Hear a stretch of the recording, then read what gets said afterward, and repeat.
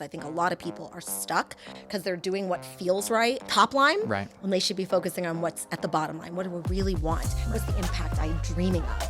The world is changing. I mean, some of the biggest privately owned companies right now are choosing not to go public. They're just choosing to build a business. And because there are so many private investors that are interested in investing in those companies, they can offer shares in the private market and almost function as if they were a publicly traded company. People sit across from me all the time and they feel so guilt-ridden that they don't have the perfect lineage to get to where they're going, and they don't have the perfect plan of how to get there. And what I'm hearing from you is that every step of the way, this was not perfect. It was just progress. You were made to do more in life than just pay bills and get by. The key to even more success? Get your assets together. With generational growth, we're not just talking about wealth. This is about building your version of an incredible life in every area that truly matters: mind, body, business, and self-care. What if I told you there's a life-changing opportunity to help yourself, even now and especially now? I'm KK Hart, an expert on being both well and wealthy.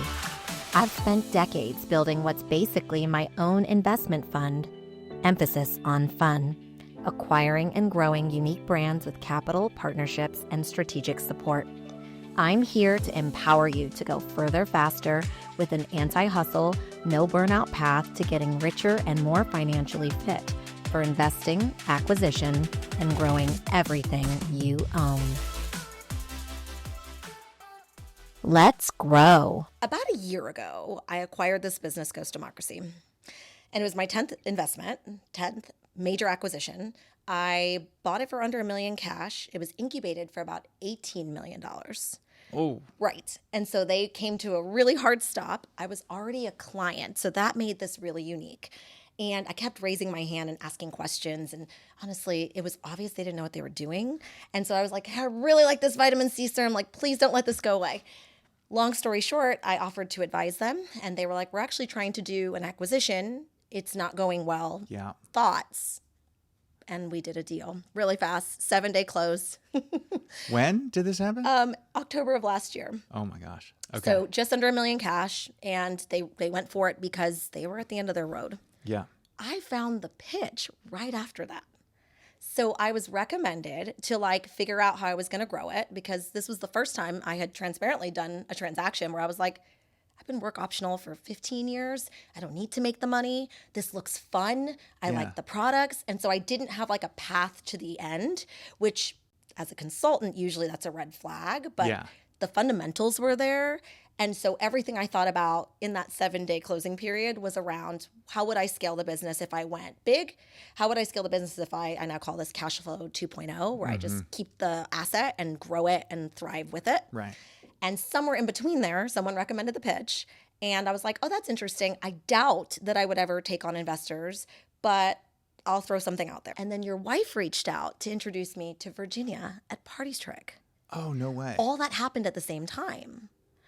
Coincidentally, my personal advisor, Jason Pfeiffer, is one of your LPs. Yeah. So I didn't know any of that when we first met. Oh man. Our worlds collided in so 4 many different ways. So what happened was Jason and I were working on Ghost Democracy. We're friends. We have friends in common. And he was like, listen, I have to tell you, you're a complicated person, which I loved. I felt so seen. I was like, man, he gets me. We're going to be friends for a while. And I kind of brought him into my personal board of advisors, which I really needed because I had never owned a CPG product business. So I didn't have imposter syndrome. You know me enough to know I don't have that. But I was like, let me get my stuff together. And the best way to do that as a coach and a consultant is to practice what I preach. So I went out and I got support. And so as we were thinking about the different paths to growing this, we started thinking about my background, which is very much so on camera, doing different things. But owning and acquiring businesses requires you to be quite personable. Yeah. And when Jason told me I was complicated, it occurred to me there was one way to kind of get through that with regards to promotion, is to get back on camera and tell the story, and to get in rooms and tell the story. So fast forward, I'm at South by Southwest just a few months later, and my products are being featured. So I'm introducing myself to all these women. They're our ideal clientele, but I'm really just talking about my journey and owning all these businesses. And while people were excited about the products, the number one thing I kept getting asked was, hold on, how the fuck did you have so much money to acquire 10 businesses and then run them and then start investing in bigger businesses? Tell me that story. Right. And that's a longer story. So that created generational growth. So I started recording my story, talked to my niece who's Gen Z. I'm an elder millennial, and was just giving her concepts around, well, that first million, which was hard. I immigrated here from another country at the age of 3 and landed here in Florida for about 30 years and really started at the bottom. Now we here. Okay. You have dad jokes. I have mine. But the thing is that really got me was generational growth was about more than just wealth. The money never defined me because it was never the end goal. But what I saw, especially with women and underrepresented founders and creators of anything, was this like timidity about being successful. And what I really believe is people should get their assets together. And when you have your assets together, that's real ownership, freedom, and really the ability to have greater impact. You're a bit more brazen about how you can get through the world and how you can support others. So if you've I started got this recording foundation. this. Yeah, you've got, listen, I didn't have the foundation, but I'm the same person from the bottom to the top. I was the same person that you see today, even now. What I never thought I would do, and the reason I started recording is because, well, first of all, that first million was wild. It was just money I had earned. And then I started deploying after a divorce. So my first marriage was fantastic. Married and divorced before 30, and it was just a doozy. And it really messed with my self-esteem. The professional side of my life was really easy, like business and numbers. That was always my background. I've been an expert for a long time in that space. I actually started early, even before I graduated college. My personal life was a hot mess express. And so how I made those two work was acquiring businesses while I essentially rebuilt my personal life. Mm-hmm. And so generational growth was about more than just money. The money, I think, is a magnifier of who you really are. And what I wanted to chronicle and what I believe is so important to share with people who are on their come up, right, is this idea that like from the first 0 to $1 million, there's just a few fundamentals that you get right, debt, the use of your own personal assets and kind of real estate, the basics, okay? Yeah. Lots of great people talk about that. No one was talking about going from 1 to the 30 million net worth. Especially no one who looked like me, and especially nobody who was also an acquirer, not just an investor or not just a founder, but also an entrepreneur. Right. So that's why we're here. I started having amazing conversations with people that I really respect and admire. And Jason says it best because he'll say you have this like really stealth network of people that you work with and you've supported and you've invested in, and you don't care about any of that. You're no ego. Why don't you tell people the truth that other people can't say because they're bought and paid for or struggling? Yeah. And I really admired the way you guys built the pitch. I remember hearing about it. I can still remember the first couple episodes I watched. I remember seeing the story kind of very differently for me because I thought you guys were this major media company. Mm-hmm. And then hearing about your buyback was actually only when we met, when you, Lisa, and I chatted. And I didn't realize you had bought back the business, which then made you more interesting. So we're here because I really believe that your story is one that needs to continue to be told. And I really admire what you guys are building with the pitch. So I want to know about how you go for growth before you became the pitch show. There's an interesting story there. I did a little research, but also after. So tell me a little bit about, Josh and Lisa. So I heard you guys went to college together. Yeah. Yeah, Birdie told me. And you really started entrepreneurial stuff fairly early as well. Tell me about how you went for growth before you got to this place. Yeah, I'd always been interested in business, but I'd never thought of myself as an entrepreneur. My uncle worked a long career at P&G, and I asked him, I was like, what should I major in school? He told me finance. I was like, okay, great. I'll do finance, because I really had no idea what I wanted to be when I grew up. Then I met Lisa pretty quickly, and we didn't date right away, but our paths eventually led us to being together. And then it was my first moment where I realized, oh, wow, maybe I'm an entrepreneur. It was actually in senior paper when my college professor at the dean of the School of Business said, you can either write a 50-page paper where you consult with another business and tell them how to improve their business, or you can start your own business. And the paper is only 25 pages. I was like, well, I'm lazy, so I would rather write 25-page, which is so dumb thinking about it now. But that's what I did. And we started this tiny little business. The idea was like the iPad was coming out. I thought, the iPad's going to break just like all the iPhones that people were dropping. My fiance, Lisa, at the time had just dropped her iPhone. And so we built this whole pitch deck. We got to present in front of a panel of investors. Wow. Yeah, at my school, which were just business professionals that the dean brought in from the local area. This is in Tulsa, Oklahoma, mind you. And so I got to pitch. Like, people loved the pitch. So it was like the first time I kind of got to see maybe the Shark Tank style stage like play out in kind of a real business scenario. Yeah. Of course, it was set up for us in school, but like the results were very real. The business was very real, and the learnings were real. And that first business, we basically like fixed a few phones, turned a profit. We had to turn a profit in 3 months. So it was just like, what can you do real quick to make some money? It was just a services business. But during that time, we saw that the iPad was coming out. And so we had two options. We could either buy the rumored iPadscreenrepair.com or iSlatescreenrepair.com, because Mac Rumors said it was going to be called one of those two things. And I went to Lisa. I said, which one should I buy? She said, both, you idiot. They only cost $10. I was like, that's 2 Qdoba burritos. Like, that's a lot of money. Anyway, it's not a lot of money. We bought both. And then obviously we all know it's called iPad Screen Repair. But that business that I bought, that little website, the school project ended. We graduated. I got got my first real job out of school in finance. I was an accountant. And we like let that website that we bought just kind of sit there. Like, it was over. The school project was over. But little did I know that would actually become our first business.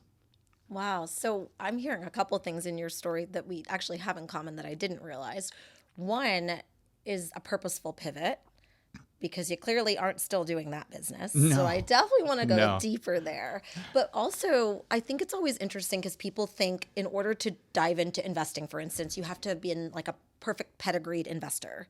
And, what I find so interesting about my story is while I went to business school, I went to business school to run healthcare organizations and was a behavioral scientist. And so I use that muscle every day, but most people can't figure out how, which is, as a behaviorist, you understand how the brain works. You understand why people do what they do. And if you're slick, you know how to get them to do certain things. Right. So I started on the technology side and the healthcare side. I say I used my powers for good, but using my powers for good now. But back then, we would figure out how to change someone's decision making. That becomes a very insightful and impactful skill when you're owning a business, scaling a business, or even looking to exit a business. Yeah. So for me, while it seems like a departure for a lot of people, I use that skill every single day, whether I own the business, I'm acquiring the business, I'm investing in the business, or I'm consulting and advising the business. As long as there's people involved. As long as there's people, I can work through the brain. I can copyright. I can kind of understand the conversion optimization needed. I can go deeper on monetization. I can really expand their share of the pie, growing whether internally or externally. That is a skill that I have learned from a very young age. I hear something in you that's very interesting, even from that first business. And if I recall, I heard somewhere you have a manufacturing background? Ha! Well, Is that right? That first, no, not really. Okay. The first business my first job right out of school was actually at a patio manufacturing company. Wow. Here in Sarasota.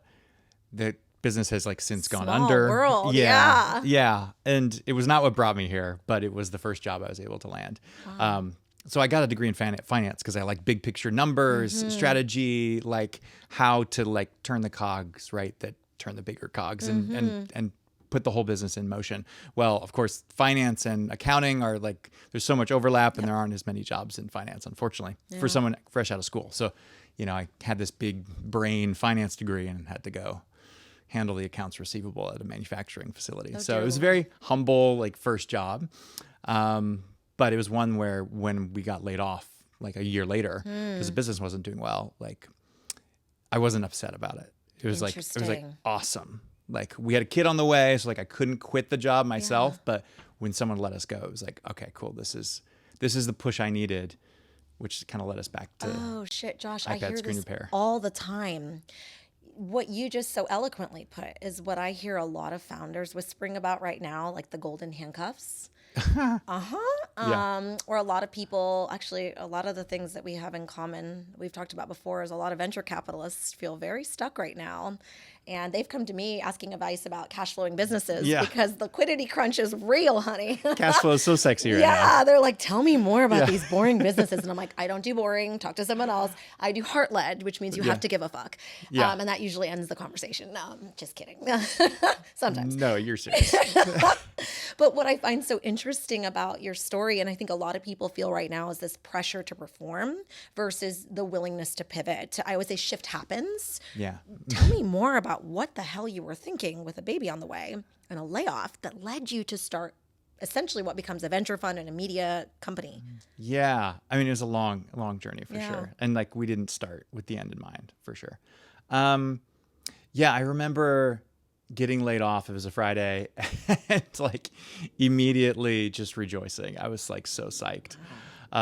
Because not only did we get unemployment for a couple months, but a couple months prior, we'd logged into Google Analytics on this website we'd built. It was just a WordPress site, iPadscreenrepair.com, and it was getting, I think it was 300 or 400 visitors a day. Holy shit. And I was like, what the heck? And this is back when, just having a website that was named the thing people were searching for. It was I miss before those days of yeah. SEO. Oh. It was nice. It was a nice hack. It worked really well while it lasted. Wow. But that was like, obviously I was smart enough to say, hey, those are real people there. What if we started selling repairs, having people ship in their iPads? And so we turned that on just a few weeks before I'd gotten laid off. And instantly we had iPads being shipped to my home. Mind you, I'd never fixed an iPad before. Wow. But I had like gotten my hands dirty enough with the previous business while I was in school, the little project. And figured it out. Yeah. Those first few iPads, I broke them more before I fixed them the rest Fantastic. of the way. But it's fine. It worked out. But yeah, that was the kind of journey into that business. When I got laid off, it was like, awesome. Like, let's go full force into this business, see if we can make it. And I think within 2 months, it had replaced my salary. Wow. It was so, I was making, I think, $40,000 a year. Still. So it wasn't much. That's But serendipity, though. yeah. Yeah. So as you felt, I wouldn't call it the pressure. I think you felt the pivot. And Yeah. You felt like shift happened and you leaned into that. You didn't have an end in mind. So how did you land on selling that business and then moving on to the next thing? Yeah. So this was 2012. Was when we started growing that business. And it was like a really interesting business because I got my hands dirty with e-commerce. At the time, like Shopify was taking off. So we built a lot of the business off of Shopify's tools. We had a couple YouTube videos pop off and we were getting tons of views from those. Wow. So like there were a lot of these like early things from the internet just because they were new and we were part of it. We were benefiting from that. Eventually it got to the point where it was just so competitive. There were we were kind of a first mover, but quickly there were 100 competitors, not only online, but then you started seeing local shops popping up. I mean, nowadays, like there are, iFixits and all these, repair companies on every street corner.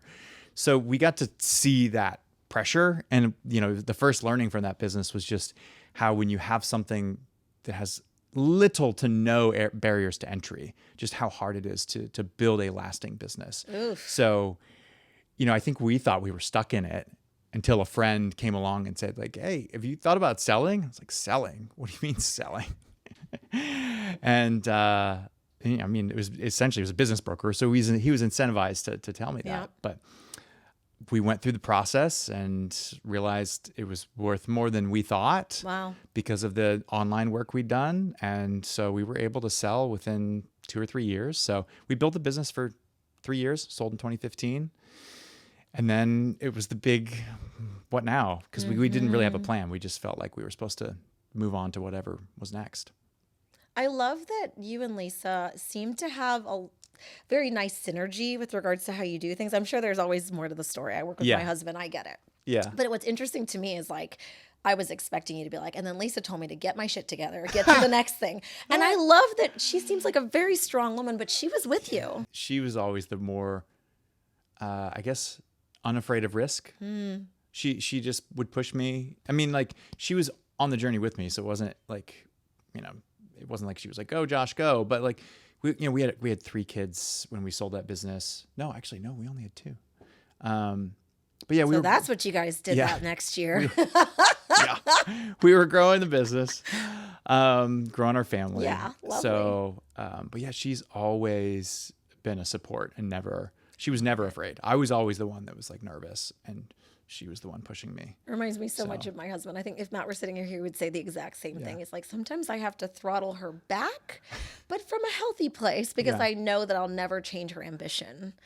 I actually love that you guys work together. I find it very rare to meet healthy couples that work together. And like, healthy is subjective. Yeah, some days are healthier than others. Yeah. But what I think is so cool is that you started to build something without an end in mind, which, Josh, people sit across from me all the time and they feel so guilt-ridden that they don't have the perfect, lineage to get to where they're going. And they don't have the perfect plan of how to get there. And they didn't have the perfect background. And they don't have the perfect bank account. And what I'm hearing from you is that every step of the way, this was not perfect. It was just progress. It was patience, maybe.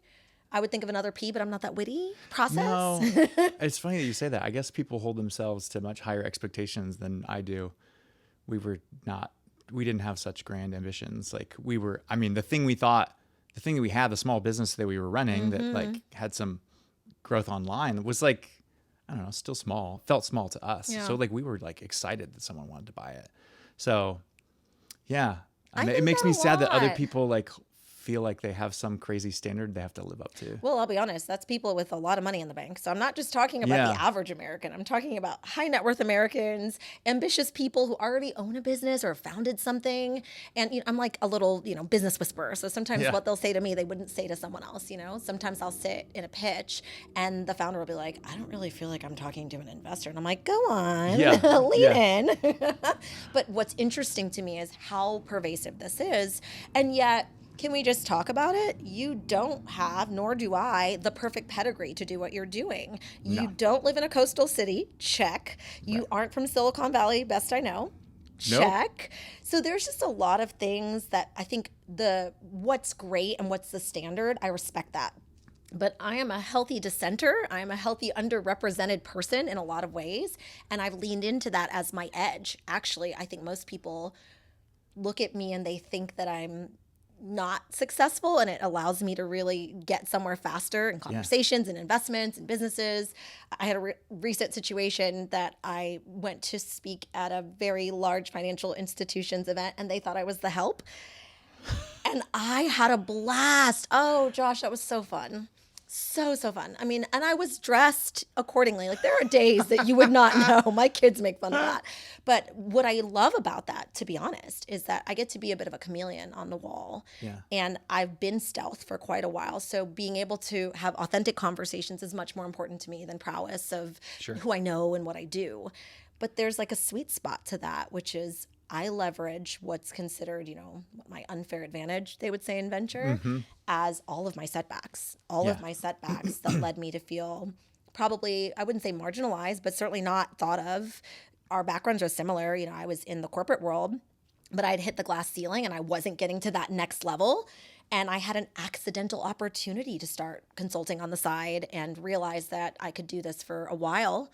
But then I thought to myself, with the divorce, I'd made all this money. What am I going to do to make this bigger than what it is? And that's when I started acquiring and investing. And so I call that getting my assets together. But essentially, it's one step and then the next. It's not some big, hairy, audacious plan that comes together. It's not, $1 billion exit. But I'd love to go deeper now on, because you guys don't fit that perfect, pedigree, how you've gotten successful and essentially how you go for growth now that you've had some real success. Yeah. Where should I pick up? Do you want me to Well, let's go procedurally for a sec. So you guys had the exit, had some money in the bank, I'm sure, had a baby on the way that we didn't know about. Yeah. And then what made you decide to do first podcasting and then obviously the bigger picture with the pitch? Yeah. There was this podcast at the time. It was actually a venture-backed podcast studio called Gimlet Media. And they had some amazing shows like Reply All, Science Versus, Crime Town. They had some massive hits. And this is right when, podcasting as an industry was blossoming and people were like, oh, wow, these are real businesses. Yeah. And I listened to one of those shows and it was called Startup. And it was literally documenting Alex Bloomberg starting this company.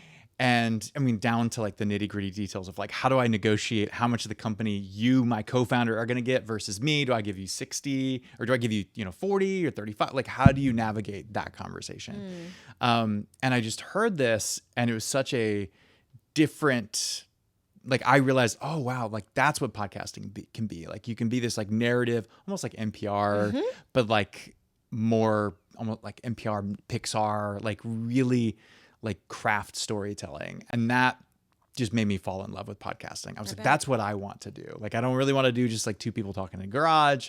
Like I want to tell some real stories. And so then of course, like I had no background and I didn't try to get any schooling or go work for another company, which like probably would have been the smart thing to do. I was just like, I'm going to start a podcast. I love this about you.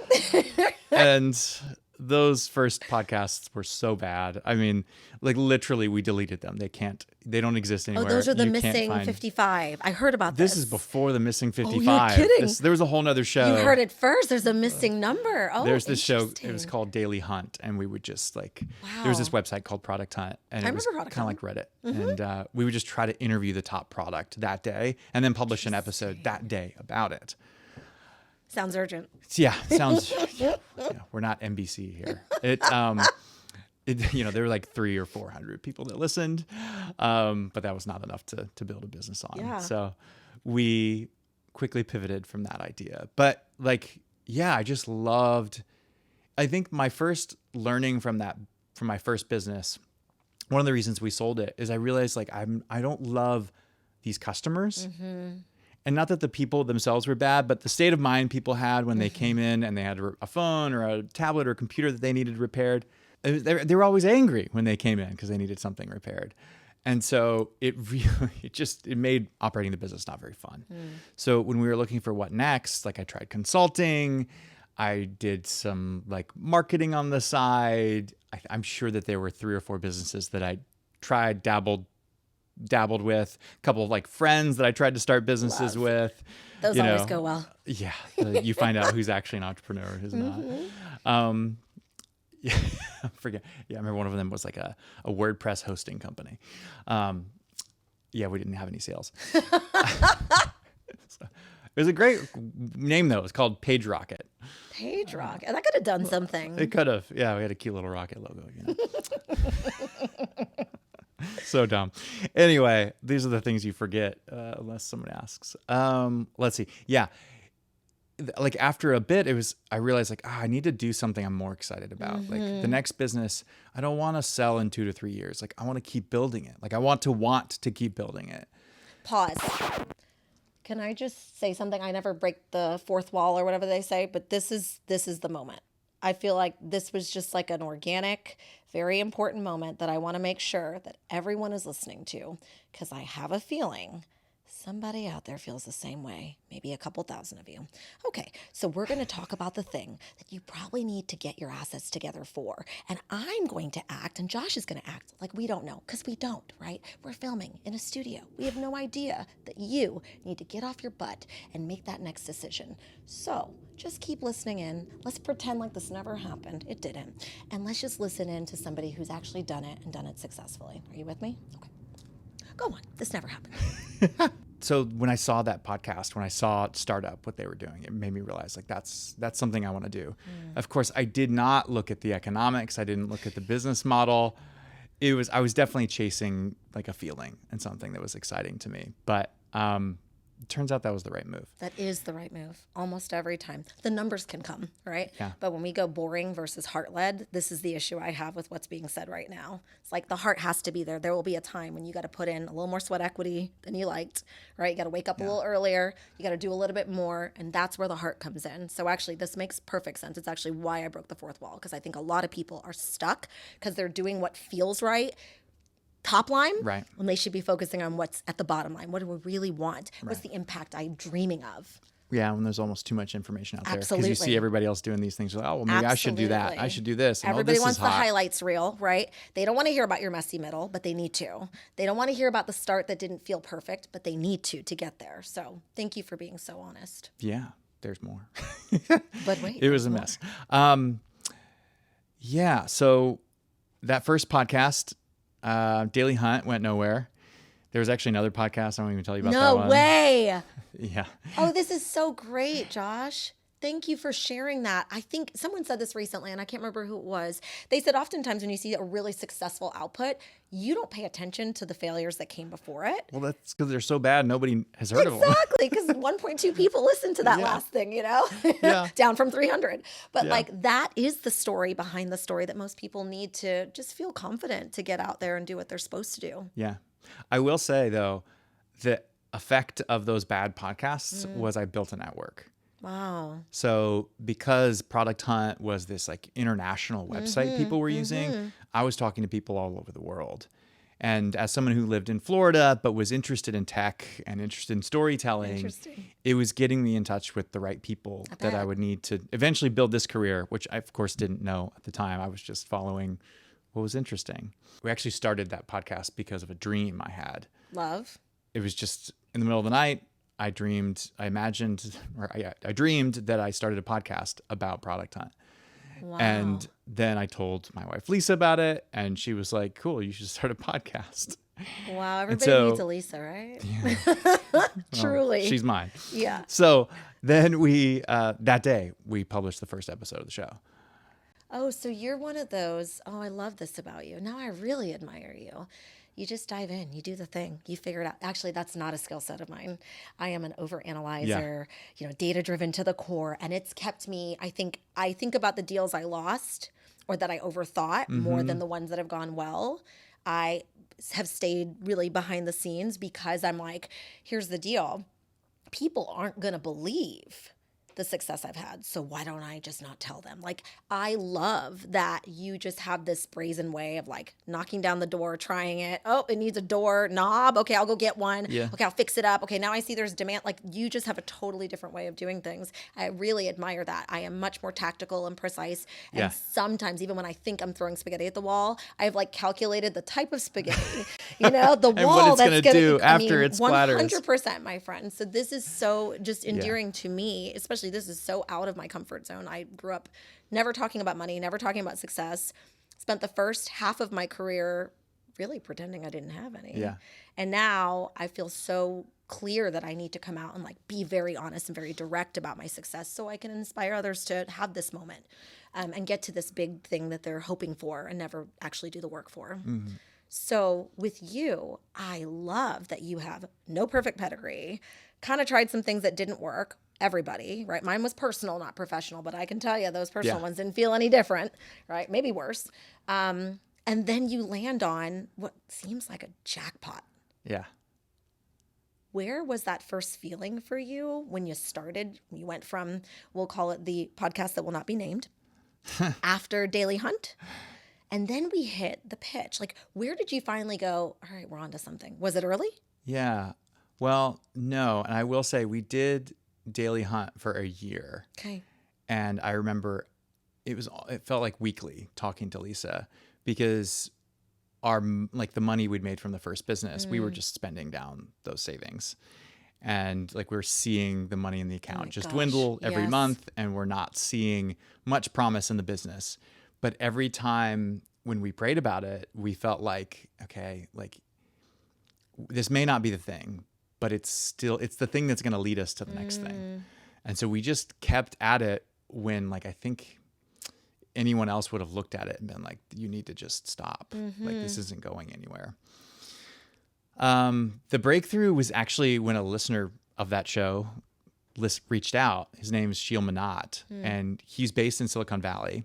Perfect. Check. Loved the show. Thought I was a great host. I was like, oh, thank you very much. And so we got on a call and he said, I think Shark Tank is a bunch of BS. Like, what if someone made a podcast that was like Shark Tank, but like real? Yeah. And I'd actually had the same idea working around in my brain, but I had no idea how to pull it off because I didn't have the network to do that. Like, what we were doing with Daily Hunt was introducing me to a bunch of founders. So it was like getting me in the mix, but we weren't talking to investors. So having an investor reach out and say, we should do Shark Tank was like the push we needed. And funny enough, we actually also talked to another famous podcaster, Harry Stebbings, who was starting his business around the same Lovely. time. So we just connected because we were one of 4 people doing podcasts in business. And he was actually the one, when I told him the idea, he was like, you should just call it The Pitch. Wow. So he came Good up for with the idea. him. So it's kind of an obvious one. It's a little on the nose, but it's worked out well for us. So yeah, we started The Pitch. And I remember the very first podcast episode, just driving down Sand Hill Road. I'd never been in San Francisco before, but I'm driving down Sand Hill Road, this road where like all of the biggest venture capitalists in the world are. And we had like gotten a meeting with someone from Sequoia, I think. Love. Which we had no reason. We had no business to pitch them. So we're going to Sequoia. Gosh, I can't remember this guy's name, but he was like, typical like California VC, he'd just gotten off a 30-mile bike ride into work. He was late. That's fine. We waited on him. But he was like, what you're doing sounds so cool. Yeah. Let me know if I can be a guest or something on the show. So, we knew pretty quickly we weren't going to raise any venture capital for that media company, but it didn't matter. Like we were just excited to start recording pitches, and that's what we did. So how far into Shark Tank was it when you did this? What's the timeline on that? Oh gosh, Shark Tank has been around for a long time. Mm-hmm. So I mean, we started The Pitch in 2016. Interesting. Behind the scenes, and then really started to hit it big in 2017. Okay. We have a similar timeline, interestingly. I started taking some of those failed businesses from Shark Tank and advising and realizing that, can we say bullshit? I mean, some of those big name investors, much respect to them for what they do as an investor, but beyond no the respect. check, there's nothing. It's a show. I mean, let's be clear. We both have backgrounds on camera. There's a level of reality that wasn't there. And sadly, I think I didn't realize we had this in common, actually. What I really felt meeting a lot of those founders was there's got to be a better way to do business. There's got to be a better way to grow business. And I mean, I didn't meet The Pitch till way later, but interestingly, you really hit a pain point. When I met these founders, they were despondent. I wasn't actually looking to invest. I was advising, I was mentoring, I was helping them fix their monetization strategies. And so many of them were like, I just thought that would have worked out. Like I thought it would have gone differently. These are mostly people who got Checks. deals. Yeah. Yes. And Deals. so it's really, I'm like choosing my words really carefully here because again, the big surge after 2020 that I saw for acquisition was tons of those deals, which shocked me even after, I've been doing this 24 years, which is insane. And truly, I had never seen so many high pedigree, high top of funnel leads, high distribution businesses that actually were failing. And I think, now this is going to bring us right to the present.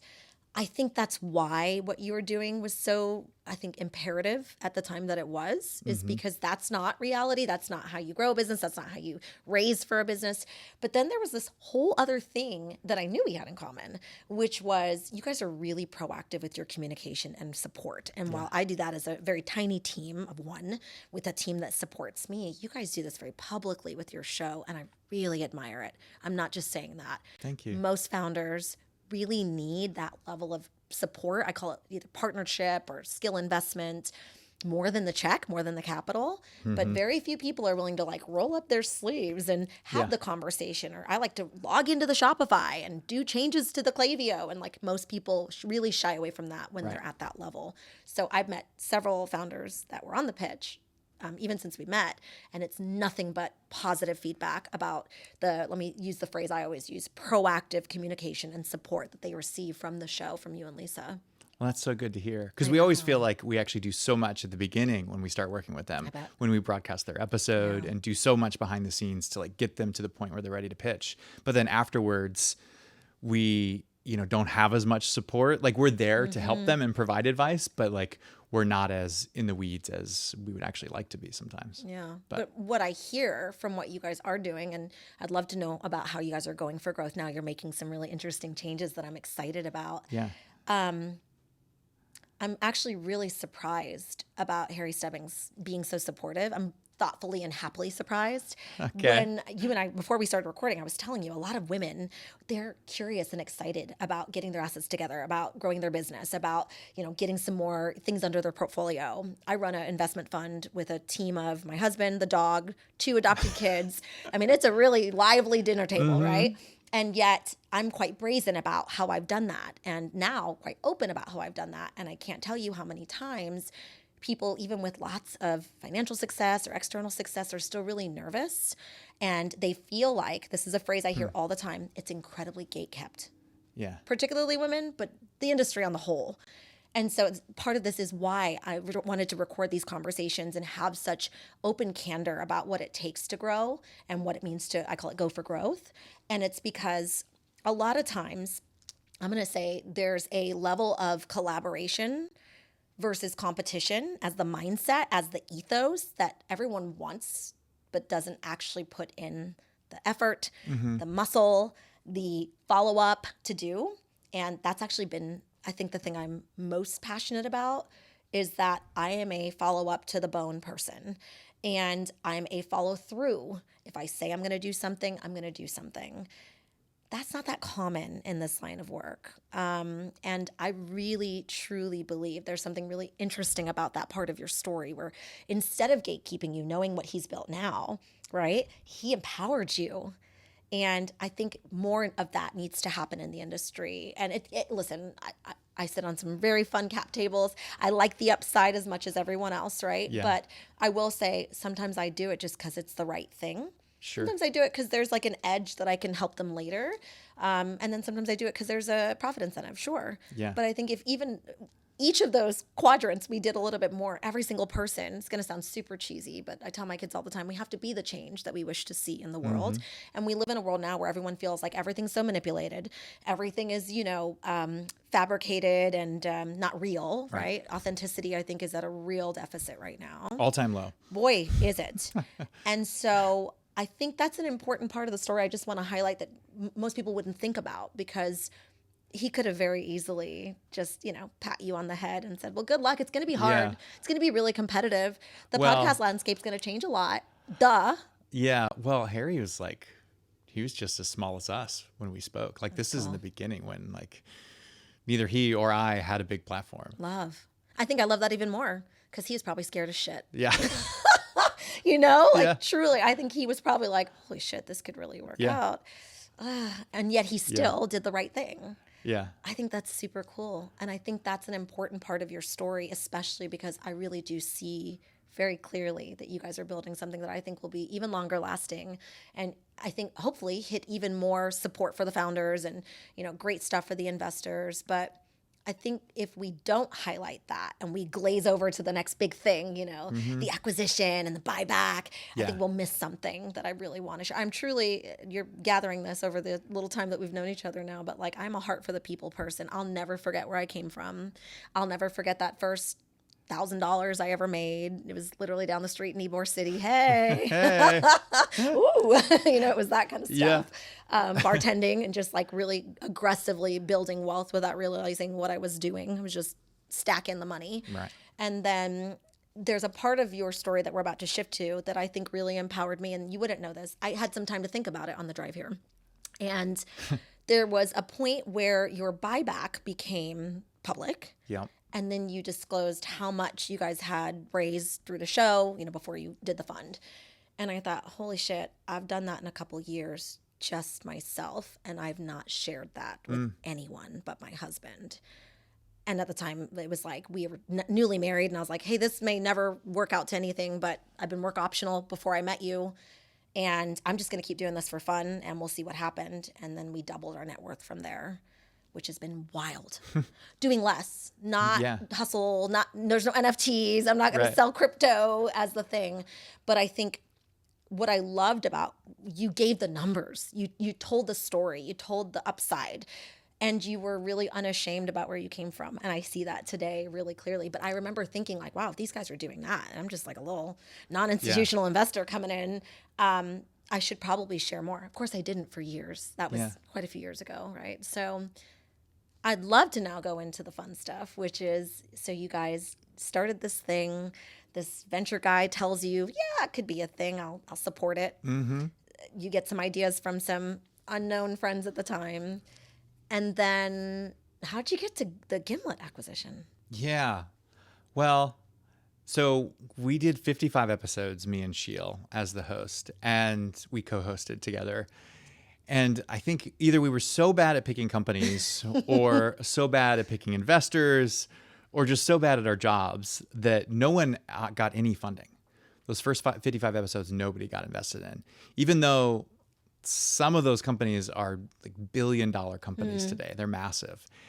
And I think we can handle it. The truth is probably all of the above. We were just bad at the job on all fronts. But what we realized it was a year into it, we were like basically at the end of our rope again. And like, I wasn't sure, like Sheil didn't want to invest in what we were doing. So like there wasn't capital to like deploy into growing it. We were like truly out of cash from our last business. And so, spending down that capital. So like that was truly the end of the line. End of the line sounds so morbid. No, it's fantastic. We know where it's headed. It's going good. Come on. And, but we're like, all right, let's give it one. Me and Lisa got together and we're like, let's give it one last shot. But this time, instead of recording everything remotely, let's do it in person. Let's bring everyone together and host an event and we'll record it. And so in the Tenderloin in San Francisco, in this ridiculous studio, this one that we're in right now is beautiful, by the way, but this studio was not. We all piled in. We got several investors who were like, all right, I'm down to do this Shark Tank like show, but these are true Silicon Valley investors. And over the course of 2 days, we had over $1 million committed to the companies that we'd selected. And it was that moment we realized, like, oh, we finally figured it out. Like, this was the thing. That was the moment. So I think it was that we got better at our jobs, but also like being in person for these pitches. Now, mind you, this is before COVID, but it was crucial. And so that was the moment we were like, okay, we have something good. And then I finally reached out and asked people for help. Wow. We actually spoke a little bit about this before we started recording, and I think this is such an important part of the story as we're going through this crazy technological change now, right? I was actually an early adopter to artificial intelligence. As a behaviorist, I was on the tech side for quite a while and helping those companies really understand the behaviors behind the inputs. Back then it was IFTTT, if this then that. And so I was a big advocate of that. I had already acquired, at that point, 2 businesses. And really, it was just Google Translate that was out at the time. And I started consulting a startup that I then started using for my 2 businesses. We ultimately sold to my big client, who's still a client today, MindBody ClassPass. And that was an amazing ride. But what I see now is like the AI of then, which is like the early 2010s. So the AI of now, so much is changing. And so much of that is changing like speed to business, product market fit, fundraising, use of efficient capital, which is something I'm really passionate about. So when I tell you, I hear that there are parts of your story that are probably unique from this point on. I also really hear that sometimes you miss a trend, and sometimes you're just perfectly where, honestly, I always say it this way, where God tells you you're supposed to be at that time. For me, my entire personal life is a story. It's a masterclass in that, from the day I met my husband to moving to Las Vegas to meeting my kids and adopting them. And truly, you see that everything is for a season or a reason, I always say. And so I've missed a lot. Truly. I missed a lot on the way up, and things I'm not proud of, like even business ideas and big ones that hit, like Spotify. I was an early adopter to Spotify as a user. And so I worked a lot in the fitness industry. And in the fitness industry, we were downloading stuff inappropriately before Spotify came out with the subscription business. And and I was like, wow, I just don't know if this will be a thing. And of course, I should have put a bunch of money into it and didn't. So that was one really big one. But AI, I feel like I got right, and I understood the importance of technology, so much so that I still run my coaching and advising business fully virtual, unless we meet in person at an event or I'm speaking or something like that. And it has been like, what do I say? In person is for depth, and virtual is for continuity. Yeah. And since implementation is my jam, continuity matters just as much as the connection, right? It's just like relationships in general.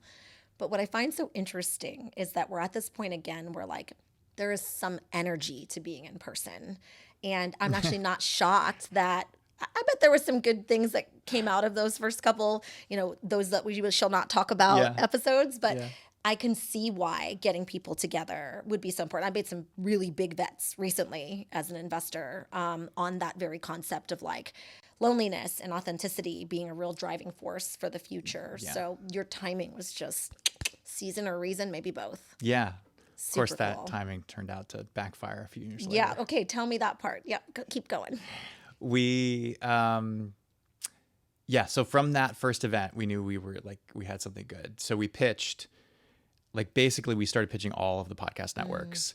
One of them was Gimlet Media, this company and the podcast startup that got me excited to start the podcast in the first place. That must have been full circle. It was. I don't even know how I got their email, but it was literally a cold email to one of the co-founders, Matt Lieber.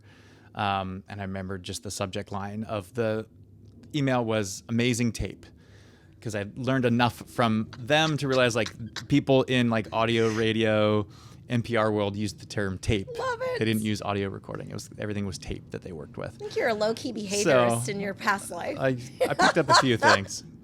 But yeah, it was just a short email that said I'm a huge fan of Gimlet. I'm making this show. It's really amazing.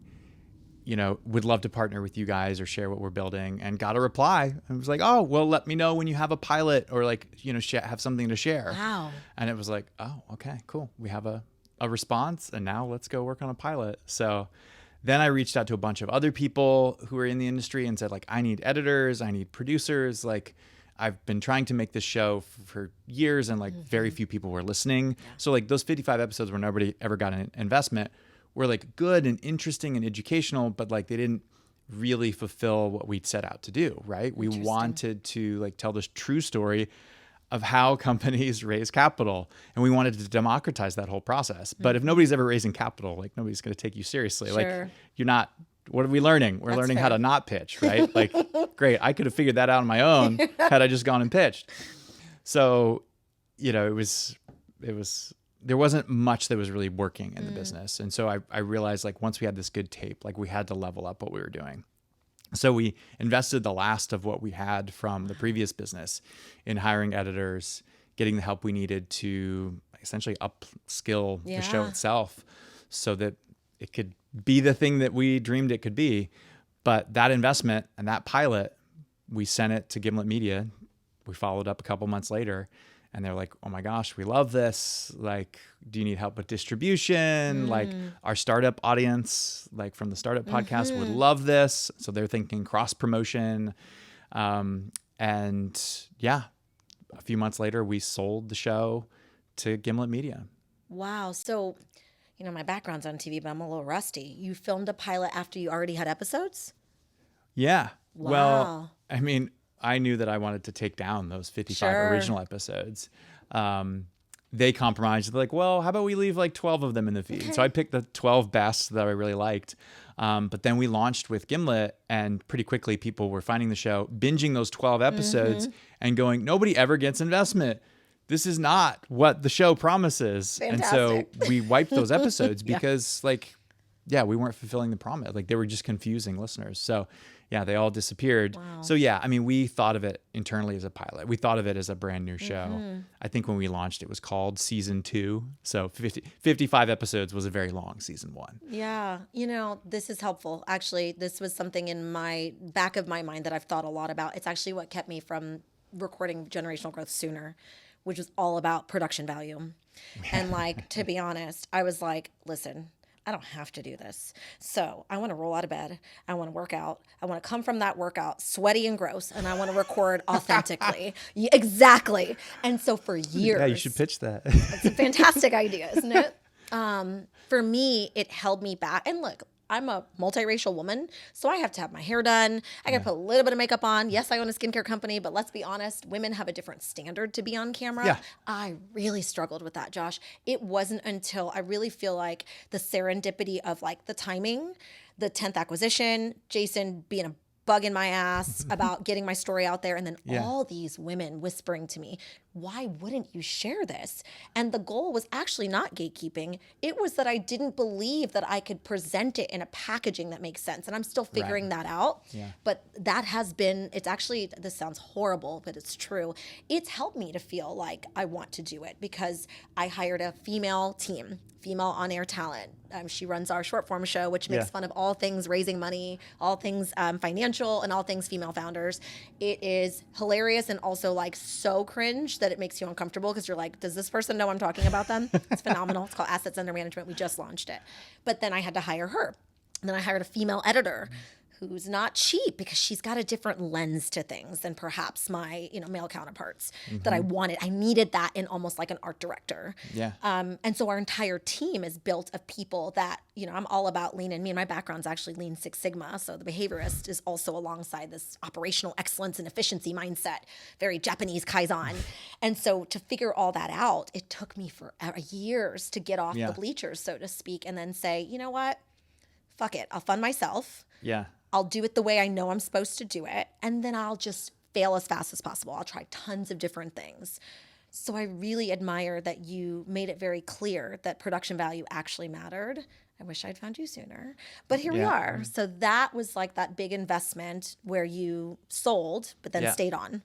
Yeah. Almost like an acqui-hire. It was an acqui-hire. Okay, yeah, we fantastic. sold, importantly, we sold the rights to the show to Okay. Gimlet. It's actually one of the first podcast acquisitions. So that company grew. They raised tens of millions in venture funding. That always goes well. Yeah, yeah. But the amazing thing through that journey was I just got to work with some incredible people. I got to work with my heroes, Alex Bloomberg. Wow, you got to work with the guy that influenced you. Whoa. Yeah. That's I mean, he cool. was the guy on the call Right. when he said, we want to buy the show. We want to bring the pitch. And I remember they were like, we want to turn it into a juggernaut, was the phrase they used. Of course, I was like, I'm in.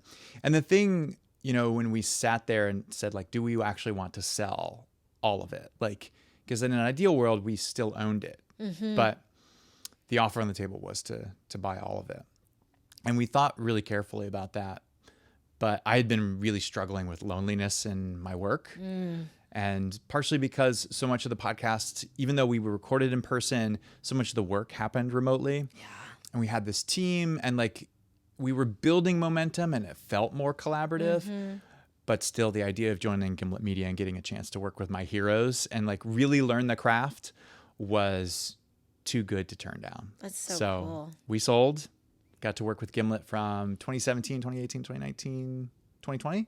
Yeah, 4 years. And grew the show immensely. I don't know if it became a juggernaut or not. We're not Joe Rogan style standards, but like massive audience of entrepreneurs and investors and people interested in tech. And I mean, you can imagine the type of people that would, listen to a Shark Tank tech style show. Yeah. And it was amazing. And then Gimlet sold to Spotify. Right. And that was a great exit. We got to be part of that. Okay. And then COVID happened. And then all of a sudden, like our show is all about recording in person. Like I knew what happened when we recorded remotely. So then we were trying to figure out, okay, what do we do? How do we publish new episodes of the show? So we started doing call-in shows. We started doing like checking in with founders who'd been on the show previously. We have some great after the pitch episodes in that era. But listeners were like, okay, you're called to pitch. I want more pitches. But every time, like when we, talked to the team and tried to figure out what do we do, when it came up like, well, you could record pitches remotely. I mean, I said, no, like we're not doing that. Like that's when the thing's not going to work anymore. Yeah. Cause and it might've been different that time cause everybody was moving online. So I think they had to figure out how to go get to conviction during pitches. But I just learned through experience and felt like, hey, it's not going to be the show if we do that. That's right. So then late 2020, the show went on hiatus. Ugh. I mean, we know this goes well, but boy, I feel that. I navigated that with so many business owners, many brick and mortar, which was also brutal. So yeah. Oh, I remember that time. Yeah, some businesses got to see the upside of COVID and have since come out the other side. Turns out they didn't have such a good business. And then other businesses, it was incredibly hard. And then they stuck it out. And now the world is coming back and like people are appreciating in person so much more. It's wild how the pendulum swings. And everything in between. I Yeah. have clients that were mostly at the top. I had known a lot of founders just friendly at that really difficult stage. And then a lot were shades in between. So then we started thinking about, okay, how do we bring the show back? Yeah. Eventually things started opening back up, but Gimlet was a part of Spotify, and this is this company based in New York, their primary studios where we'd record out of. So that didn't open up for, I think, till 2021, maybe late 2021. Very long time. So, by that time we were like, hey, can we just take the show back and just run it ourselves instead? Wow. And we got enough people bought into the idea, and they said, yeah, you can buy it back. So in 2023, we bought our show back for an undisclosed sum. Yeah, fantastic. And we launched the Pitch Fund alongside the relaunch of the show. So that the timing was aligned. I wasn't sure about that. So that's interesting. Yeah. We thought about raising the fund later. In fact, like it was actually on our roadmap to do later. But I kept talking to people trying to pitch them on the media company and why they should invest in us. And of course, every VC said no. They were like, media is a horrible business model. Even looking at what happened to Gimlet Media, like it was a good-ish exit, but like not great by venture standards. Yep. And so, people weren't pouring more money into podcast media companies. So, but during those conversations, when we tell them about the Pitch Fund, this idea we had on the burner, they're like, oh, that's interesting. Of course. And that was the response we would get over and over again. And so when we launched the first episode of the show after buying it back, this is episode 101. That's 101, the infamous 101. Yeah, 101. It couldn't have worked out more perfectly. We got to tell our own story as we pitched the VCs on our show. And spoiler alert, they turned us down. They did not want to invest in our business. But at the same time, we pitched our listeners on this new fund idea that we had. And it was really a test to see like, hey, are there enough people listening who A, want to invest in us and B, can invest? Yeah. But before I answer that question of like, did they want to invest? I want to take you back to like in the very beginning when we started the pitch. I remember talking to so many different VCs, potential advertisers. And the thing people would always tell us is they would say, that's great that you have this massive audience, but like, show me how they're real entrepreneurs. Yeah, show me that they're not a bunch of wantrepreneurs who don't know what they're doing. And of course, like as a podcast host, you're like, well, how am I going to show you that they're business? Very hard. Of course, there are some entrepreneurs and there are some very serious business owners. I can't control who listens to the show, right? But fast forward almost a decade, we buy the show back and announce that we're raising a fund. And all of these perhaps used to be wantrepreneurs are no longer wantrepreneurs. And of course, we can't take credit for it as the show, but like these people listen to our podcast are obviously like learning so much and have built incredible companies. And so like all these people come out of the woodwork and, they invest millions in our fund, and we get a chance to, instead of just sitting at the table and recording these pitches happen and watching idly as like some of these amazing companies are born, we now get to participate. And our listeners, our audience gets to participate too via the fund. And that has been the coolest inflection point, I guess, in our entire journey. Like joining Gimlet and being a part of that was like great for my ego. Sure. And then horrible for my ego when it went away. Yep. And I lost what felt like this was my identity. And I was like, well, now I don't have the show. Like, what is my identity? Like, that was a whole struggle. But getting to then buy it back, re-understand kind of our identity as owners of the pitch, and then like build the community this time has just been so satisfying. Oh, I bet. I actually made a very big bet on another entrepreneur who bought back her company last year, Jacqueline Johnson. I'm their largest non-institutional investor of Create and Cultivate. What? Yeah, I was literally on their podcast. Yeah. And met them that way. and looked around and was like, wow, these bitches know a lot more than just business. Like they're great people. Yeah. And I couldn't get over it. They're beautiful and everything looks really cute. But there was a depth to her and Marina, the CEO's character, and a depth to the way they did things. And I just remember thinking like, boy, I wish I could get a piece of this. And 2 months later, I found out that they were raising their very last until they, hopefully exit. Yeah. And when I figured out how much they needed, I just went in and tripled it and took the rest of the round. And I am so bullish about that. Heck yeah. Because not just her founder conviction, they iterate just like what you're saying, and they have a community that I actually want to be a part of. So I am, once again, like most of my acquisitions or investments, I'm the client. Yep. I am the strategic, but I'm also someone who can see where the future's going. For every miss, there's always, something good that comes out of it. And when I think about the misses of my investment history and even my work history, where I worked for really big companies like Lilly, and boy, I wish I had seen the GLP-1s coming because I had, company stock, all that stuff, and that's still doing well. That's not where I think the boatload of my wealth is now, but it was when I started out. The first $1 million was mostly stock and bonds. Right. And now that I've 30x that, I've really thought about who do I want to back? Like, where do I want to go with this? And Jacqueline's story was just so very aligned with yours, where it was like, I'm going to bring it back. I'm going to bring it back better. And I'm going to diversify our income sources. I'm going to do all the things that I knew weren't going to happen with the acquisition. And I have a heart to really make sure this community lands in the right place. So when I show up at the events, I show up as KK, not the investor, but I get to look around and be like, whoa, okay, we in it. Like, this could go somewhere. This is really going to happen. And I really see that in what you guys are building now, particularly with the fund, because I think for being non-institutional and proudly non-institutional, most people ask me, that are, let's say they have the accredited investor status, but they don't know how to flex that muscle. They're not going to go acquire businesses like this crazy girl. They should go to a fund. Like they should find something that they're, I would say your interests and your skills align, but that there's like a custodian that you can trust to be the doer if you don't want to be that person. I love rolling up my sleeves. You do too. Not everyone does.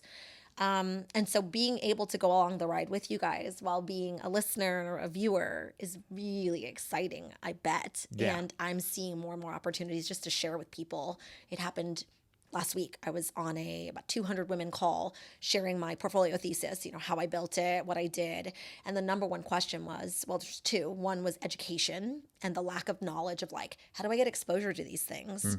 And then the second piece of it was, yeah, but don't I have to like know something to make the first move?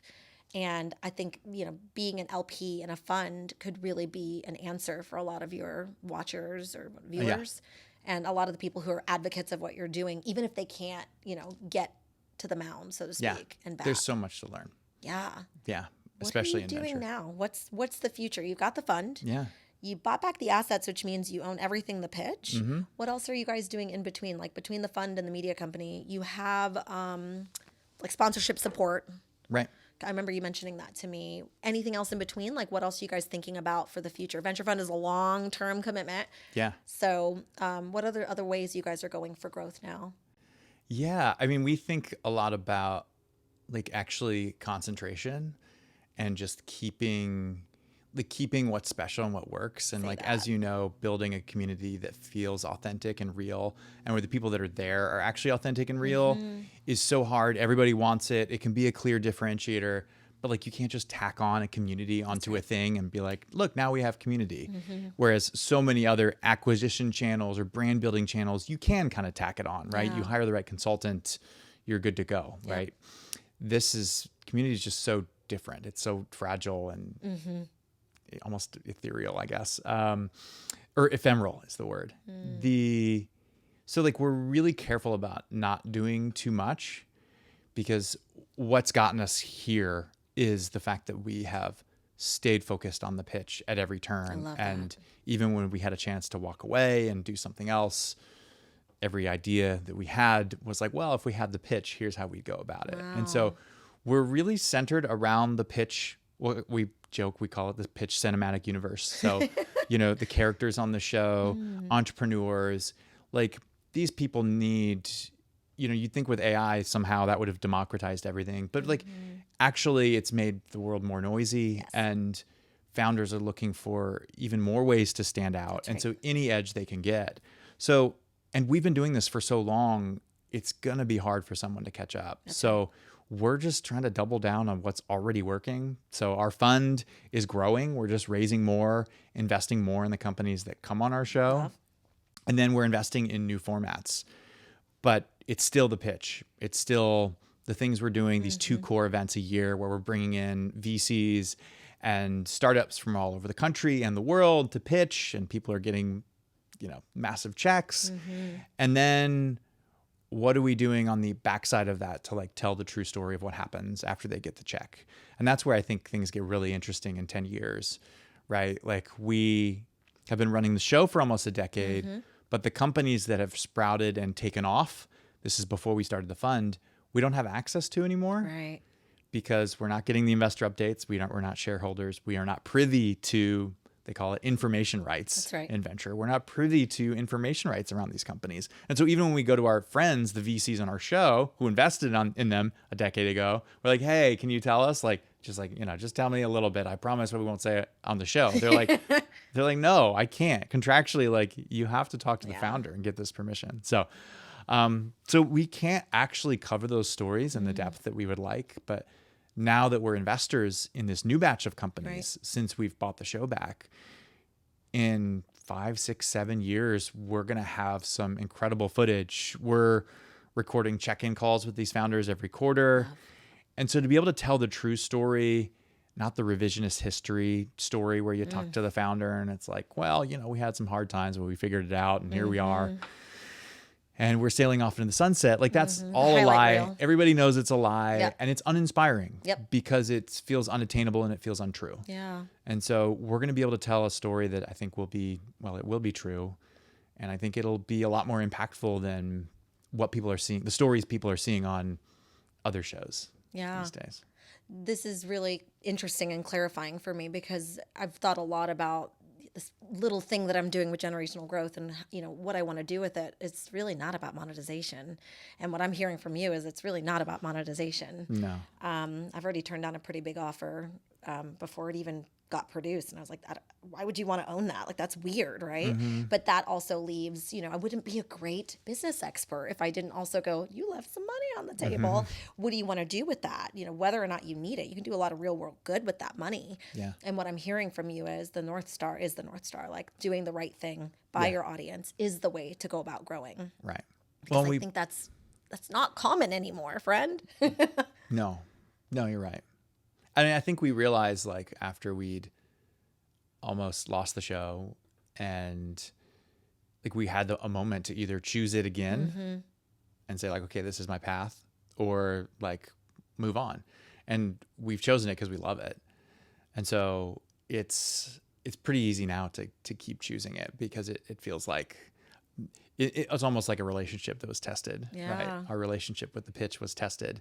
But we made it through that. And now that we own the thing, it feels like, as long as we stay on this path, we're going to produce something amazing.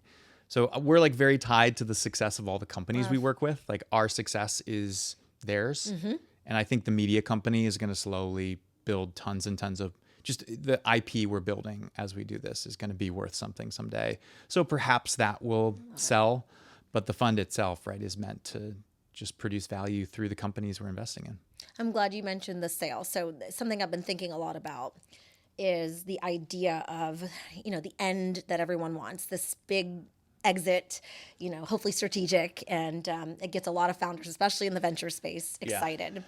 And actually, I hadn't heard about that from you until this very moment. So that's kind of interesting to hear about the different paths. So I'm literally about to finish my growth operating system, which is essentially, it's called Cash Flow 2.0. It's about the different paths to success. It's think about it of the diversification of an asset management approach alongside lead Kaizen principles with regards to operational efficiency. And then with that, the optionality to say, I don't know the end yet, but I'm going to parallel path internal growth, another version of internal growth, cash flowing the business as you grow, internal acquisitions, external acquisitions, and then of course the exit. And so as you're going through those different paths, it sounds like you're open to whatever one feels organic at the time that you decide this. Yeah. Well, perhaps what's different about the way we approach things and how you invest is we don't have a ton of control over the companies we invest in. So Fair. we're taking a minority stake, oftentimes in fund one, it was 1%. In fund two, it'll be 3%. So still small. There will be other VCs that have 5 to 10% in these companies, particularly if things grow well and they raise subsequent rounds of funding and they go for the moon.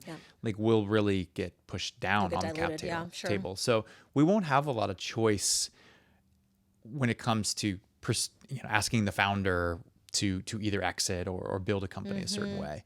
By and large, when people raise venture capital, they're choosing the path that says, I am going to exit in some manner down the road.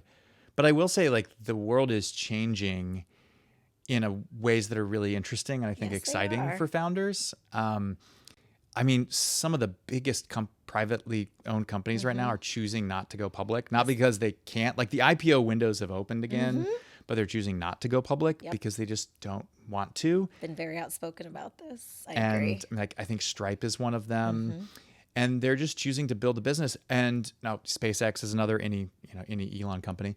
And because there are so many private investors that are interested in investing in those companies, they can offer shares in the market, in the private market, and almost function as if they were a publicly traded company without the baggage of being a publicly traded company. That's where the real wealth is. Yeah. Unfortunately, most people on the public side don't realize that when they're excited to buy that stock on the stock exchange or the index. I advocate so much for private investment and for stock ownership, but asset ownership more because of that. Yeah. Especially if you do have control. Yeah. I mean, control is interesting, right? Because I have many assets that I control and many assets that I'm on the cap table, sometimes a little bit more than 3 to 5%. I've been lucky and early. Yeah. But what really keeps me up at night is the idea of selling this last opportunity. Sure, I do believe this is my life's work. And I'll never regret not trying. But I always wonder, what am I missing? And what I'm hearing from you is so many things around stay authentic, keep doing the thing that really keeps your alignment to your purpose and what people really want from you in a healthy way. And then choose the option that comes up that feels most strategic for that. Yeah. Well, I think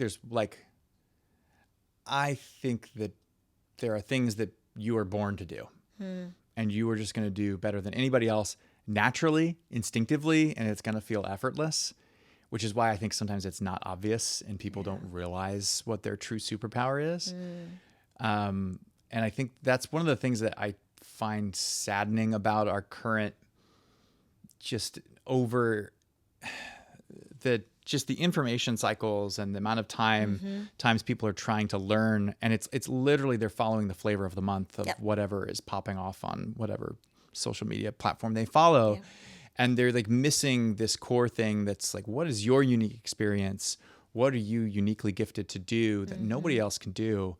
And a lot of times like the people around you can see it in you, but you don't know it. And so I think about like starting companies in the same way. Like we really look for founders who have a reason to be building a business that nobody else has, or they have it's almost like you said, like, this is what I'm on earth to do, or like, this is my life's work. Like people who they found a thing and that is their work. And it's almost unhealthy how much that is a part of who they are, but it drives them to the core.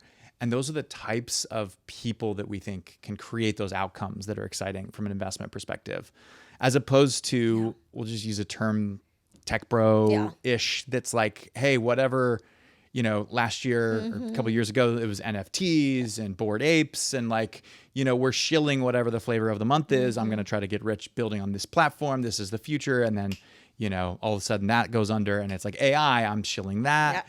And they're like, maybe they'll be successful. But we try to stay clear of those founders, and we've gotten better at identifying them. And like really trying not to work with them, because there are people that will invest in them and that's fine. Like they'll on their path. They'll get their investment. Yeah. We know the stats. I don't try to repeat them too often, but the stats are horrific for anyone that's not a tech bro. However, I heard your stats and I was very impressed with the way that you guys have approached. And I've been watching the show for a while. I'm probably just behind that last season finale, but what I thought was so interesting is you guys have had a real heart for underrepresented founders. I don't know if you think of yourselves that way, but you and Lisa are underrepresented founders yourselves, you know? Yeah, I guess so. Yeah. And I don't it's really think of cool. myself that way. I bet. But I think there's a lot to, Yeah. I mean, I said this several times, like where you're from, how you've done it. You've Yeah. done it with your family. Like none of that is trending right now, you know? Sure. And I think that's something to be very proud of at the end of the day. I love that the pitch is how I've known you, but getting to know you as the person that you are and the depth of character that you're building alongside your wife with your kids is just so admirable. It's such a contrarian view of success that I'm really glad we did this. I'm glad that we decided to record it and be here in person and be able to touch each other's hand and just be humans about it. Because, and what makes me, I'll tell you what keeps me up at night. This is kind of the last section I wanted to cover is like, I have some contrarian takes and I don't think they're going away. Yeah. And they're not really about like growing wealth. Growing wealth is like, you could do that many ways, some of which with your clothes on, you know, there's many ways to make money in the world we're living in today. I don't think that's the thing I'm on this earth to help people to do. Sure. You said something really interesting about upskilling and then doubling down on that, leveraging not with debt, but with your own conviction and with your own assets and like making this part of your, how you leave the world Yeah. and who you support in it. And I think that's the definition of generational growth that I wish most people saw. Even when someone does know, you know, what I do for a living or how I made my money or how much is in the bank, so to speak, I think that what they lack is an understanding of like the real flex, which is to be living in purpose every day so that it's not hard to get out of bed. You know, it doesn't matter if it's a good day or a bad day. It doesn't matter if I had a tragedy or, you know, the best year of my life. I am so excited to roll up my sleeves, get to work, look at decks, work with founders, you know, run the businesses that we own. So I'm very hands-on as an operator with, and I just so grateful that I have the freedom to live the life I want the way I want to. And I want more people to have that. Your story is such clarity on that.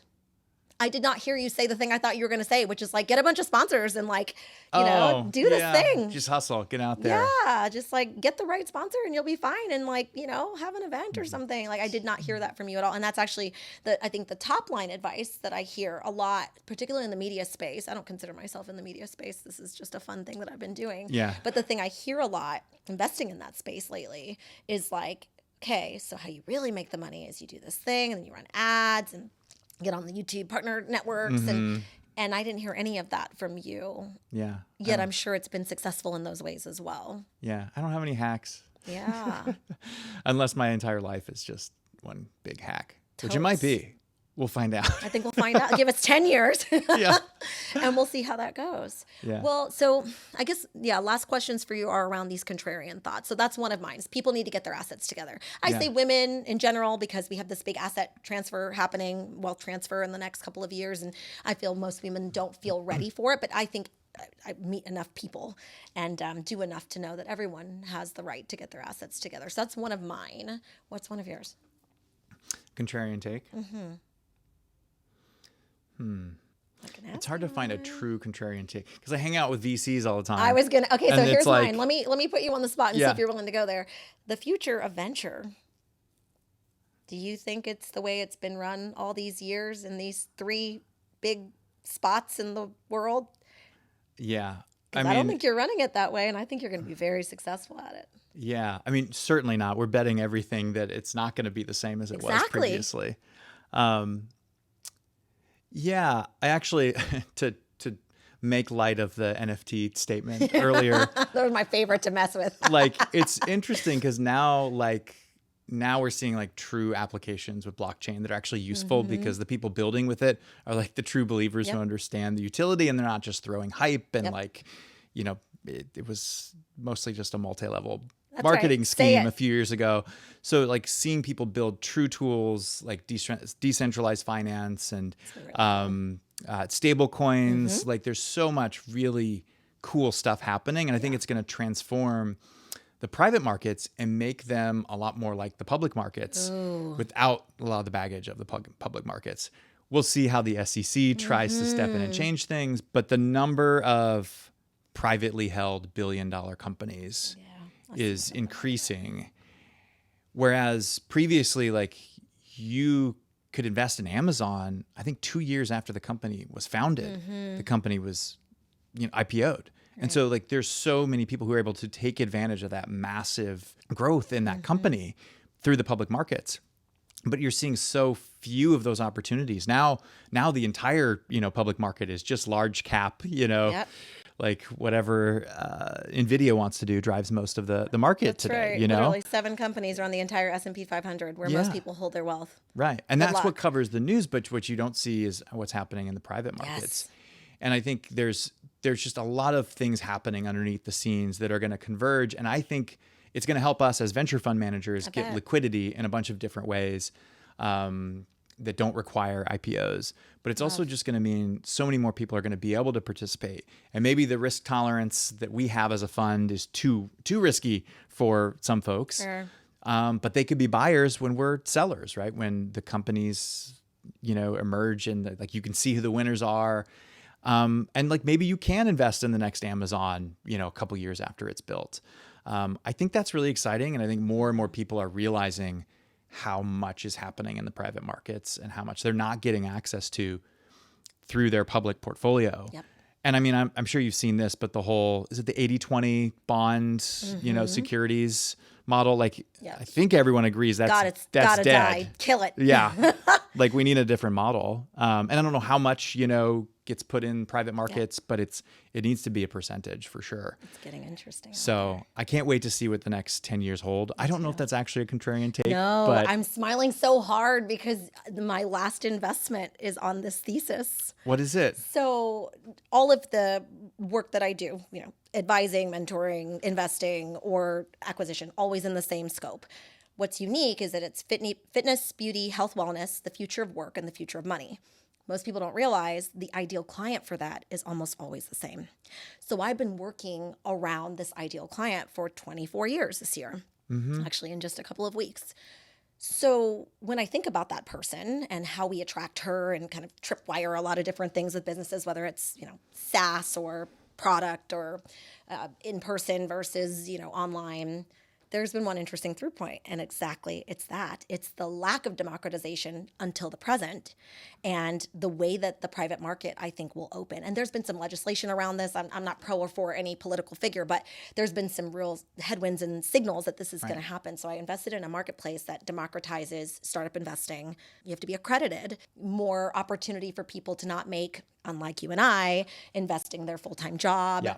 And I've gotten really excited about it. I actually forgot to tell you this, but I'm so glad that we're finishing this way.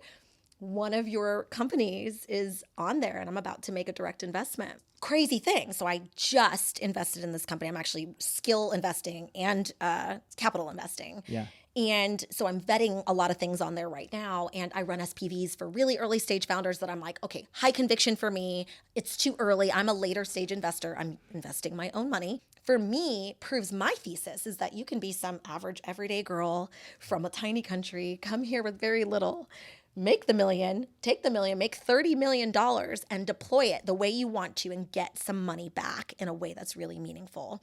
And I still have bets out there, but I've had quite a few that have returned. And this is the thing I'm most excited about now. I believe clearly there's a role for microfunds like what you guys are doing because you're closer to the customer and you're closer to the founder. And therefore you're a better investor. You're a friendlier investor. But I so also believe that I want more people on that cap table with me and I want to take them up on the ride. I hate that I've been the only person in my, family of origin to be able to get to this level of success. Yeah. Out of the 10 businesses I own, 8 of them were cold outreach. And then I also think about all the founders that you have great deal flow. You don't need me for that. But I think about the founders who need the extra help that don't make it to the show. Yeah. And I'm like, oh God, what can I do for them? And I think my growth operating manual will be something that I'm making it super affordable, under $1,000, like super, super cheap. But the thing I care more about is actually implementing with them and investing alongside them, even if there's not a big venture outcome. So for me, I can be, again, the dog allows me to do a lot with his money. And so I can do things a little bit differently with regards to non-dilutive options. I've done that and felt really excited about a couple of investments I have there.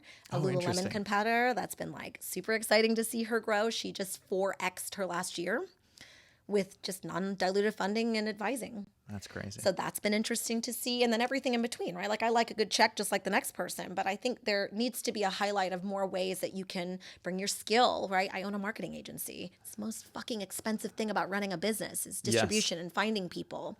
And I do that only for my businesses and businesses I advise. So I can keep it low cost and I can keep it really high touch and impactful, right? I see what you're doing. The data and the analytics behind it. That shit's expensive. Heck yeah. Mostly because there's a markup for the brain. And if I'm the brain and I've got the heart, that's been my connection, you know? Yeah. So I think the future of supporting you guys is like letting people know about your events and sharing about the pitch really loudly because I believe so much in what you're doing and partnering. I call it a growth partnership, but partnering in any way that I can just support you guys. And I'm so grateful that we're getting to know each other. I love you and your wife already. But I'm excited to see what you guys do in the future, truly. Likewise, KK. This has been a pleasure. This is so much fun.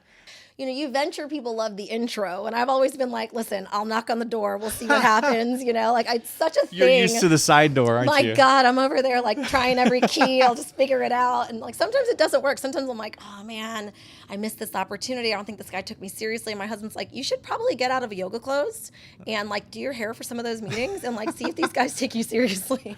But I actually like it that way. So this will be really fun. I think sometimes your past can help you in good ways, and sometimes your past can keep you back. It's kept me too risk averse for too long, hence the acquisitions versus big investments.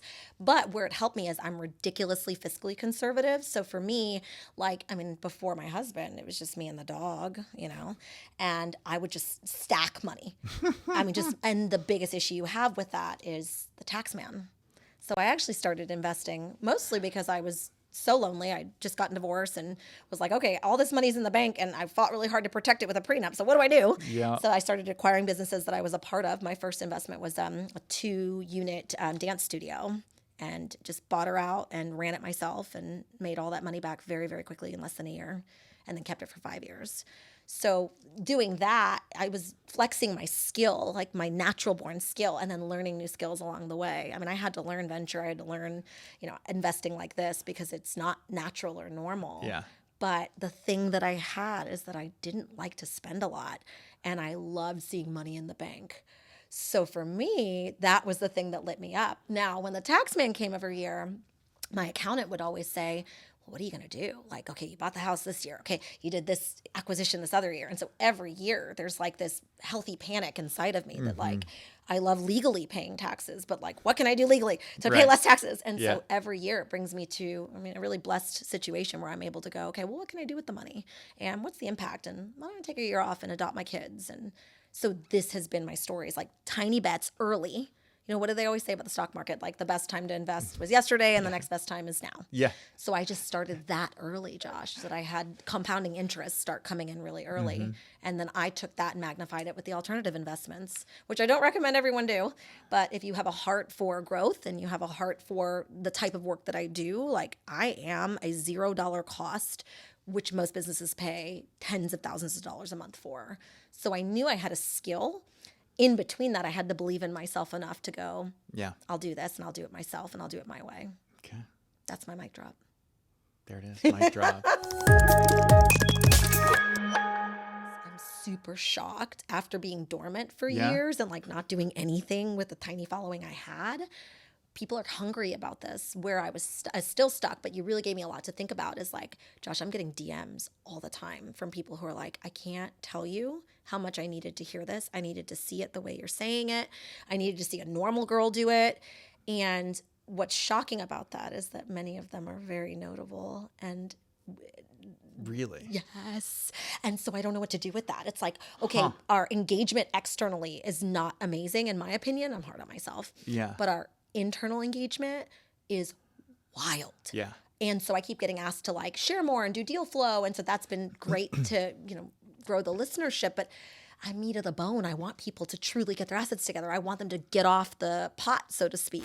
I'm going to tell the future and it's going to be great no matter what that physical financial outcome is. You know, sometimes I'm very binary thinking and I'm like black or white, you know, it's either great or awesome or it's nothing. Right. And I think what I see, I'm gonna make a bold prediction that your family will thrive. And that is probably the most important thing out of all of this. Yeah. I just can't imagine a better outcome than your family thriving. However that looks, I mean, that's up to God and the algorithms. Oh, God. Thanks for joining us. Now go out there and turn your success into action. Generational Growth is about helping you in every area that matters: mind, body, business, and self-care. Share this episode on social media and LinkedIn, and feel free to send us where you feel strong and where you need support. Please note, this content is for entertainment purposes only and should not be considered financial or professional advice. Always consult with a qualified professional before making any financial decisions. Some of the products and services mentioned may involve financial compensation or partnerships.